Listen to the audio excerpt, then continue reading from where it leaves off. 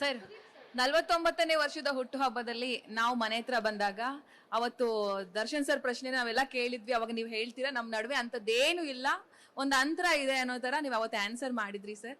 ಇವತ್ತು ಅವರು ಒಳಗಿದ್ದಾರೆ. ಅವರ ಸಾಂಗ್ ಮೊನ್ನೆಷ್ಟೇ ರಿಲೀಸ್ ಆಯ್ತು. ಡಿಸೆಂಬರ್ ಅಲ್ಲಿ ಅವರ ಸಿನಿಮಾ ಕೂಡ ರಿಲೀಸ್ ಆಗ್ತಾ ಇದೆ.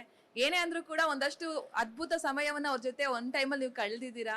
ಸೊ ಈಗ ಅವ್ರ ಸಿನಿಮಾ ಕೂಡ ರಿಲೀಸ್ ಆಗಿದೆ, ಹಾಡ್ ರಿಲೀಸ್ ಆಗಿದೆ. ಏನಾದ್ರು ಹೇಳೋದಿದ್ರೆ? ಖಂಡಿತ ಒಳ್ಳೇದಾಗ್ಲಮ್ಮ. See my point is any cinema should do well. Okay, ನಾನೀಗ ಲಾಸ್ಟ್ ಟೈಮ್ ಹೇಳಿದೆ, ವಿಚಾರ ಬಂದಾಗ ಅವ್ರ ನೋವುಗಳು ಅವ್ರಿಗೆ ಇರ್ತವೆ, ಅವ್ರ ಫ್ಯಾನ್ಸಿಗೆ ಅವ್ರ ನೋವು ಇರ್ತಾರೆ ಅಂದಾಗ ನಾವು ಮಾತಾಡೋದು ತಪ್ಪಾಗುತ್ತೆ. ಸರ್ಕಾರ ಕಾನೂನು ಅಂತ ಬಂದಾಗ ಅವ್ರೇನ್ ಮಾಡ್ಬೇಕು ಅವ್ರು ಮಾಡ್ತಾ ಇರ್ತಾರೆ, ಅದಕ್ಕೂ ನಾವು ಅಡ್ಡ ಬರಬಾರ್ದು. ತಪ್ಪು ಸರಿ ಅಲ್ಲಿ ನಿರ್ಧಾರ ಆಗುತ್ತೆ, ಹಾಗಂತ ಅವ್ರು ಏನ್ ಕೈ ಕಟ್ಕೊಂಡು ಕೂತಿರಲ್ಲ, ಎಲ್ಲ ಮಾಡ್ತಾ ಇರ್ತಾರೆ.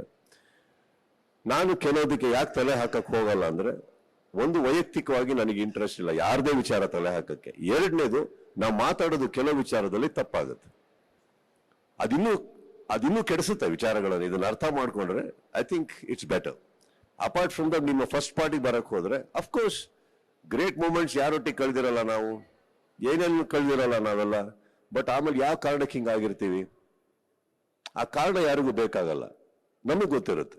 ಗೊತ್ತಿದ್ದಾಗ ಏನಾಗುತ್ತೆ, ನಾನು ನಿಮಗೊಂದು ಒಳ್ಳೆ ಉದಾಹರಣೆನೂ ಕೊಟ್ಟೆ.